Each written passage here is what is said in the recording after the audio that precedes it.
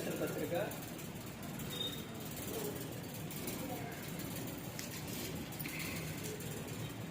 13వ అధ్యాయం 5వ వచనం.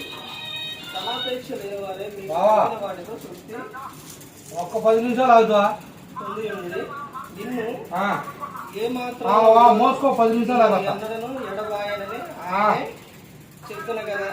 కాబట్టి ప్రభు నాకు సహాయం, నేను భయపడను, నరమాత్రం నాకేమి చేయగలను అని మంచి ధైర్యంతో చెప్పగలను. ఇక్కడ దేవుడు చెబుతున్న విషయం ఆయన ఏమని చెప్తున్నారంటే, నిన్ను విడువను ఎడబాయను, నిన్ను ఎప్పుడు కూడా వదిలిపెట్టను. నువ్వెవరవనంటే నువ్వు నా సొత్తు. దేవుడు మనల్ని ఎలా చేశాడంటే ఆయన స్వరూపం ముందు ఆయన పోలికతో చేసుకున్నాడు. ఆయన ఎప్పుడు కూడా మనల్ని విడిచిపెట్టాడు. అయితే ఆయన చెబుతున్న విషయం ఏంటంటే, మీరు ఎలా ఉండాలని చెబుతున్నారంటే, మీరు ధైర్యంగా ఉండండి, ధైర్యం కలిగి ఉండండి. యెహోషువ గారు చెబుతారు, ఆయన భయపడుతున్నప్పుడు 100 మంది ప్రజలు నడిపించే సమయంలో భయపడుతున్నప్పుడు, యెహోషువ నువ్వు భయపడొద్దు, నేను నిన్ను విడువను ఎడబాయను, నువ్వు నిబ్బరం కలిగి ధైర్యంగా ముందుగా నిలుస్తాను.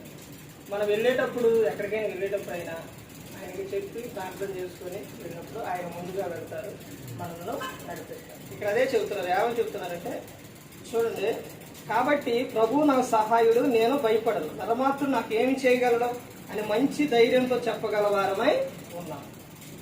ప్రభు మనకెవరో సహాయకుడు, ఆయనే మనకు సహాయం చేస్తారు, ఆయనే నడిపిస్తారు. మనలోని ప్రతి క్షణం కూడా ప్రతి ఒక్కటి కూడా దేవుడు మన ఆలోచనలో తలంపుల్లో దేవుడు మనకి ఉన్నప్పుడు మనకు భయం అనేది ఏమి కూడా రాదు. ఏ విషయంలోనైనా కానీ మనకి ఎగ్జామ్కి వెళ్ళేటప్పుడు వాక్య యాకోబు గారు రాసిన పత్రిక 1:5 వచ్చారు.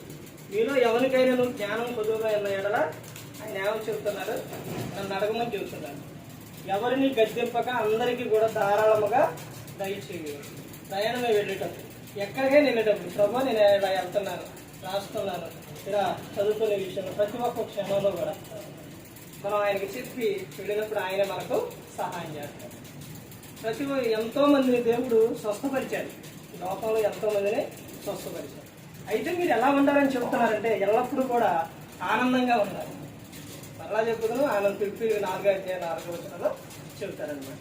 ప్రతి విషయంలో కూడా ఆయనకు కృతజ్ఞత పూర్వకంగా మన విన్నపములు ఆయనకు చెప్పినప్పుడు యేసుక్రీస్తు ప్రభువు ద్వారా మన ప్రతి అవసరం కూడా ఆయన తీర్చుతాడు.